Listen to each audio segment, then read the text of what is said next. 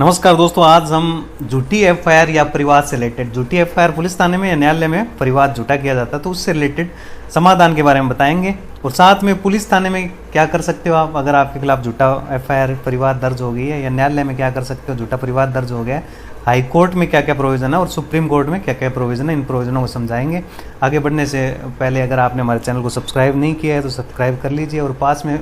जो bell icon बना हुआ है उसको ज़रूर क्लिक कर लीजिए, जिससे हमारे इस तरह की वीडियो का नोटिफिकेशन आपको जल्दी से जल्दी मिलता रहेगा। और साथ में लाइक और शेयर करना ना भूलें दोस्तों। तो शुरू करते हैं। तो दोस्तों, आपके खिलाफ झूठी एफआईआर दर्ज हो गई है तो आप डरिए मत, आप घबराइए मत। आप संबंधित पुलिस थाने में एसएचओ से जाके मिलिए, क्योंकि आप सही हो,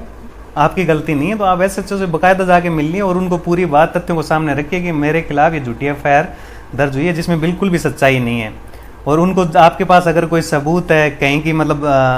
बैंक की स्लिप है, उस दिन आप बैंक में थे घटना के समय, बैंक की स्लिप है, या अन्यथा किसी और शादी में थे, शादी की फ़ोटो वगैरह है,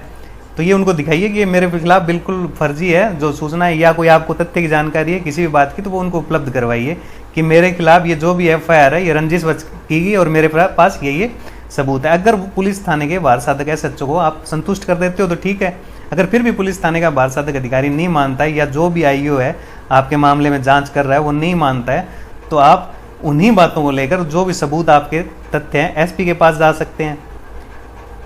एसपी के पास आप जांच चेंज करने के लिए कह सकते हैं, तो एसपी उस पर जांच चेंज दूसरे पुलिस अधिकारी को सौंप देंगे। उनको भी आप अपनी पूरी बात रखिए, वो भी पुलिस वाला नहीं मानता है, संतुष्ट नहीं हो पाते हैं, तो आप गृह मंत्रालय या आईजी डीजीपी किसी के पास जाके अपनी जांच और भी चेंज करवा सकते हैं और उस पुलिस अधिकारी को संतुष्ट करवा के, अगर फिर आपके पुलिस अधिकारी को संतुष्ट हो जाता है और उस मामले में आपकी एफआईआर लगा देता है, यानी कि फाइनल रिपोर्ट, यानी कि मामला नहीं बनना पाया जाता, लगा देते हैं अदम झूठ में, अदम वकू में झूठ मानकर उस मामले को लगा देते हैं, तो पुलिस अधिकारी दूसरे व्यक्ति के, जिसने आपके खिलाफ झूठी एफआईआर दर्ज करवाई है, उसके खिलाफ धारा 182 भारतीय दंड संहिता इंडियन पीनल कोड के तहत कार्रवाई कर सकते हैं, जिसमें कि 6 मंथ तक की सजा है दोस्तों। और उसके खिलाफ मुकदमा चल सकता है, जो संबंधित पुलिस अधिकारी उसके खिलाफ कार्रवाई कर सकता है। ये ध्यान रखना, अगर झूठी मान के आप अपने प्रयासों से आप सबूत दे के एफआईआर लगवा लेते हैं तो दूसरे जिसने भी झूठी एफआईआर आपके खिलाफ करवाई है उसके खिलाफ 182 की कार्रवाई हो सकती है। मान लीजिए कि आपको पुलिस पे विश्वास नहीं है कि पुलिस आपके मामले में सही अन्वेषण नहीं कर रही है, सही इन्वेस्टिगेशन नहीं कर रही है, आपके पास प्रॉपर सबूत है कि आप उस जगह पे नहीं थे, मेरे खिलाफ बाकायदा झूठी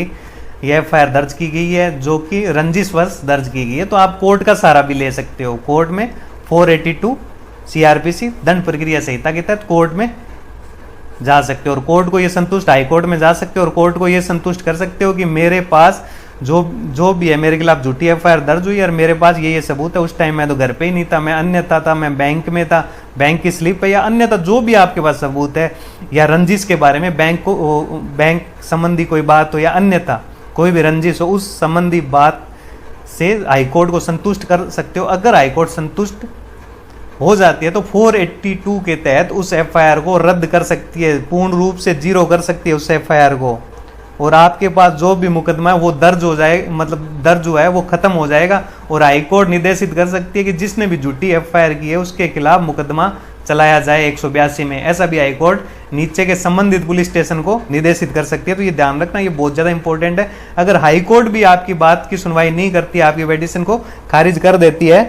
तो आप कहाँ जा सकते हो, सुप्रीम कोर्ट में भी स्पेशल लीव पिटीशन में जा सकते हो, एसएलपी लगा सकते हो। आर्टिकल 136 संवैधानिक अधिकारों के अंतर्गत आप स्पेशल लीव पिटीशन यानी कि एसएलपी दर्ज करवा सकते हो और अपनी बातें वहां पे रख सकते हो। तो सुप्रीम कोर्ट भी दोस्तों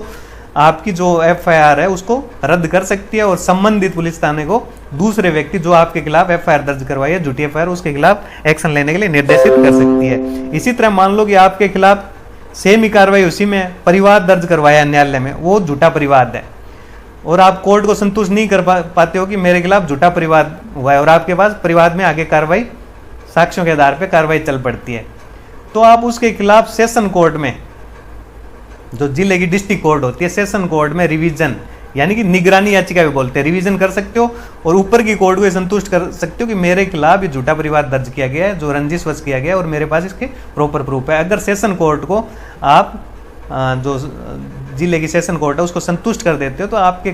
खिलाफ जो परिवाद झूठा दर्ज हुआ है उसमें मतलब उसको रद्द कर देंगे, उसको खत्म कर देंगे, और संबंधित जिसने भी ये झूठा परिवाद दर्ज करवाया उसके खिलाफ आईपीसी भारतीय दंड संहिता की धारा 211 के अंतर्गत कार्रवाई करने का निर्देश दिया जा सकता है। परिवाद के मामले में तो 211, जिसमें 2 वर्ष तक की सजा है दोस्तों, 2 वर्ष तक की सजा है, और एफआईआर झूठी करवाते हैं तो उसमें 182 में पनिशमेंट है, जिसमें 6 वर्ष तक की सजा है। तो ये ध्यान रखना, ये अलग अलग कार्रवाई है। और परिवाद के मामले में वो सेम कार्रवाई है। अगर परिवाद सेशन कोर्ट भी रिवीजन में जाने पे आपके खिलाफ जो झूठा परिवाद दर्ज हुआ है, जो कंप्लेंट हुई है, इस्तगासा दर्ज हुआ है, इस्तगासा भी बोलते हैं परिवाद को, उसको सेशन कोर्ट खारिज नहीं करती है, आपको न्याय नहीं मिल पाता है, तो 482 में आप हाई कोर्ट में जाके आप ये आवेदन कर सकते हो कि मेरे खिलाफ झूठा परिवाद दर्ज हुआ है, उसको हाईकोर्ट खारिज करे। एडवोकेट के माध्यम से आप ऐसा आवेदन कर सकते हो। तो हाईकोर्ट उन तथ्यों की जांच कर लेगा। आप जो भी तथ्य पेश करोगे, आप वहां पे होने के ना होने के सबूत दोगे, या अन्यथा कोई स्लिप दोगे कि मैं उस जगह पे मौजूद नहीं था, मेरा रंजिशवश झूठा परिवाद हुआ है, अन्यथा कोई बात हाईकोर्ट के सामने रखोगे, तो हाईकोर्ट इस मुकदमे को, जो इस परिवाद दर्ज हुआ है, इसको खारिज कर देगा। हाईकोर्ट भी नहीं करती है तो आप हाईकोर्ट जो रद्द कर देता, खारिज नहीं करता है आपका आवेदन, और आपकी जो परिवाद झूठा परिवाद उसको खारिज नहीं करता है, आपके पक्ष में निर्णय नहीं देता है, तो सुप्रीम कोर्ट में आप SLP स्पेशल लीव पिटीशन के तहत जा सकते हो हाईकोर्ट के निर्णय के विरुद्ध, और सुप्रीम कोर्ट से आपको संभवतः न्याय मिल जाएगा। और आपके खिलाफ अगर झूठा परिवाद है, आपके तथ्य सही, आपके पास सबूत है, तो आपका परिवाद, वो झूठा परिवाद वो खत्म कर देगा सुप्रीम कोर्ट, यानी कि रद्द कर देगा उस परिवाद को, और दूसरे पक्षकार जो आपके विरुद्ध ये झूठा परिवाद दर्ज करवाया है उसके खिलाफ कार्रवाई के लिए संबंधित जो पुलिस स्टेशन है उसको आदेश कर देगा, और